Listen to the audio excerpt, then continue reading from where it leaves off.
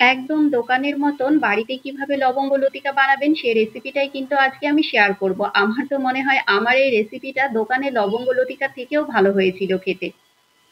একদম পারফেক্ট ভাবে কিভাবে বানাবেন সেই রেসিপিটাই শেয়ার করব। খেতে কিন্তু ভীষণ ভালো হয় এই লবঙ্গ লতিকা। তো লবঙ্গ লতিকার জন্য আমি ফার্স্টে ভেতরের পুরটা বানিয়ে নেব, মানে চাছিটা রেডি করে নেব। আমি যেহেতু দুধ দিয়ে চাছিটা রেডি করে নেব, আর ভেতরের চাছিটা দুধ দিয়ে বানালে কিন্তু বেশি খেতে বেশি ভালো লাগে। ওইদিকে আমি 1/2 লিটার দুধ বসিয়ে দিলাম। এবার আমি ময়দাটা মেখে নেব। এখানে নিয়ে নিলাম মেজারমেন্ট কাপে 2 কাপ ময়দা। ময়দার মধ্যে দিয়ে দেব 1/2 টেবিল চামচ লবণ, আর দিয়ে দেব 1 টেবিল চামচ চিনি। আর এখানে 1 টেবিল চামচ দিয়েছিলাম সাদা তেল। এবার শুকনো উপকরণগুলোকে খুব ভালো মতো হাত দিয়ে মেখে নিতে হবে। খুব সুন্দর মতো করে আমি মেখে নিয়েছি। এবার অল্প অল্প জল দিয়ে একটা শক্ত ডো বানিয়ে নিতে হবে। ময়দাটা কিন্তু খুব বেশি নরম করে মেখে নেওয়া যাবে না, একটু শক্ত করেই মাখতে হবে। রুম টেম্পারেচারে থাকা জল দিয়ে কিন্তু আমি ময়দাটাকে মেখে নিয়েছি। খুব ভালো মতো করে ময়দাটাকে মেখে নেব। ময়দাটা মেখে নেওয়া হয়ে গিয়েছে। এবার এটাকে আমি 10 থেকে 12 মিনিটের জন্য রেস্টে রেখে দেব। মানে ভেতরের পুরটা যতক্ষণ বানাতে যতক্ষণ আমার দেরি হবে ততক্ষণ আমি রেস্টে রেখে দেব। ওইদিকে আমি ময়দাটা রেস্টে রেখে দিয়েছি, আর এইদিকে গ্যাসের আঁচটা মিডিয়াম ফ্লেমে রেখে খুব সুন্দর মতো করে কিন্তু দুধটাকে আমি ফুটিয়ে নেব। এই তো অনেকটাই কিন্তু কমে এসেছে। এই পর্যায়ে কিন্তু আমি 1 টেবিল চামচ এই ক্ষীর সাথে চিনিটা দিয়ে দিয়েছিলাম। এটা আপনারা চাইলে দিতেও পারেন, নাও দিতে পারেন, তবে 1 টেবিল চামচ চিনি দিলে কিন্তু টেস্টটা একটু ভালো আসে আর খেতে ভালো লাগে। 10 থেকে 12 মিনিটের মধ্যেই কিন্তু ভেতরের পুরটা রেডি হয়ে যায়। জাল দিতে দিতে অনেকটাই কিন্তু ঘন হয়ে এসেছে। দেখুন আমার কিন্তু অনেকটাই ঘন হয়ে এসেছে ভেতরের পুরটা, মানে খিসাটা কিন্তু একদম রেডি হয়ে গিয়েছে। এই ভেতরের পুরটাতে আমি কোনো সুজি কিংবা চালের গুঁড়ো কিছুই দিইনি, পুরোটাই দুধ দিয়ে বানিয়েছি। এটাই খেতে বেশি ভালো লাগে। এই পর্যায়ে আমি গ্যাসটা বন্ধ করে রেখে দিলাম, ওটা একটু ঠান্ডা হতে দিলাম। আর এইদিকে কিন্তু ময়দাটাও আমার রেস্টে রাখা হয়ে গিয়েছে। ময়দাটাকে আমি আবারও খুব ভালো মতো করে মেখে নিয়েছি। যেহেতু একটু রেস্টে রেখেছি সে কারণে একটু নরম হয়ে গিয়েছে। সেই কারণে ফার্স্টে মাখার সময় আপনারা একটু শক্ত করে মাখবেন, তাহলে কিন্তু খুব ভালো হবে, যেহেতু লবণ আর চিনিটা দেওয়া যায়। এবার ছোট ছোট করে লেচি করে কেটে নিতে হবে। এইরকম ছোট ছোট লেচি করে নিয়েছি। এবার বেলুন পিড়াতে আমি সামান্য একটু তেল মাখিয়ে নিয়েছি। অল্প একটু তেল মাখিয়ে নিলে কিন্তু এটা বেলতে সুবিধা হয়। এই তো আমরা যেরকম লুচি বানাই সেই রকম করে এটাকে বেলে নিতে হবে, আর অল্প একটু তেল দিলেই কিন্তু খুব সুন্দর মতো বেলে নেওয়া হয়ে যায়। এই তো আমি কিন্তু ছোট ছোট করে এরকম করে লুচির মতো করে এটাকে বেলে নেব, তবে খুব বেশি পাতলা করা যাবে না, আবার খুব বেশি যেন মোটা না হয়ে যায়। সাইড দিয়ে আমি অল্প একটু জল দিয়ে দিয়েছি। এটা যখন আমি মুখটা সিল করে দিব, এরকম করে জল দিয়ে দিলে কিন্তু খুব ভালো মতো সিল করে নেওয়া হয়ে যায়। সেই কারণে সাইড দিয়ে অল্প একটু জল দিয়ে দিলাম।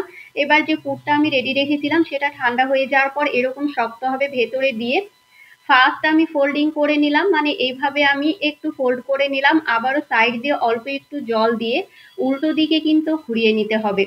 মানে যেই দিকে আমি ভাঁজটা করেছিলাম সেই দিকের উল্টো দিকে আমি আর একটা ভাঁজ করে নিয়ে একটা লবঙ্গ এরকম করে দিয়ে দেব। যেহেতু লবঙ্গ লতিকা বানাচ্ছি সেই কারণে কিন্তু এভাবে লবঙ্গ একটা গুজে দিলে দেখতে ভালো লাগে, আর দোকানে কিন্তু এরকম করে একটা করে লবঙ্গ দেওয়া থাকে, সেই কারণে আমিও লবঙ্গ দিয়ে দিলাম। এবার এক এক করে সমস্ত আমি লবঙ্গ লতিকাগুলো বানিয়ে নেব। বানানো কিন্তু খুবই সহজ, খেতে কিন্তু ভীষণ ভালো হয়। আমার কাছে তো দোকানের থেকে বাড়িতে খেতে বেশি ভালো হয়েছিল, কারণ ইচ্ছে মতো আমি পুরটা দিতে পেরেছিলাম, ইচ্ছে মতো আমি মিষ্টিটা ব্যালেন্স রাখতে পেরেছিলাম। আমি আর একটা সেম ভাবে ভাঁজ করে নিলাম, তবে ভেতরের পুরটা কিন্তু বেশি দেবেন না, বেশি দিলে ভাজার সময় ফেটে যাওয়ার সম্ভাবনা আছে। পরিমাণ বুঝে পুরটা দিয়ে দেবেন।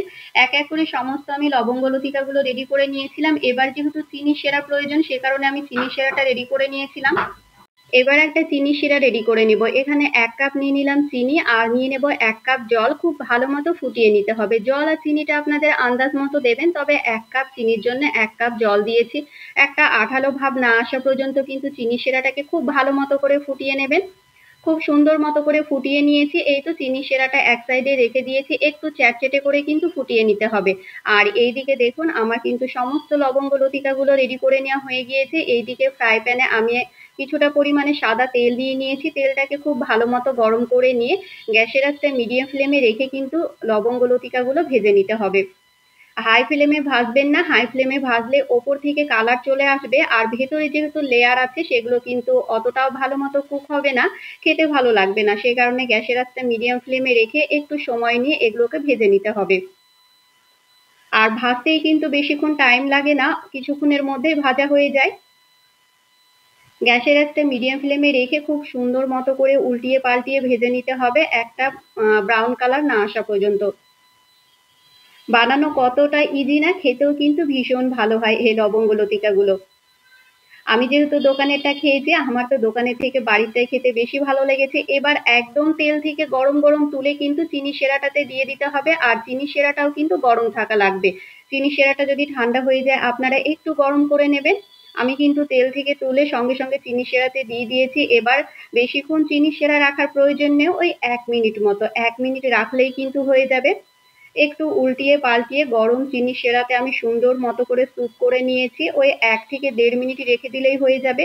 বেশিক্ষণ রাখলে কিন্তু আবার নরম হয়ে যাবে, সেই কারণে ওই 1 মিনিট মতো রেখে সঙ্গে সঙ্গে আমি একটা পাত্রে তুলে নেব। আর এটা যখন ঠান্ডা হয়ে আসবে আর একটু কিন্তু ডিপ কালার হবে।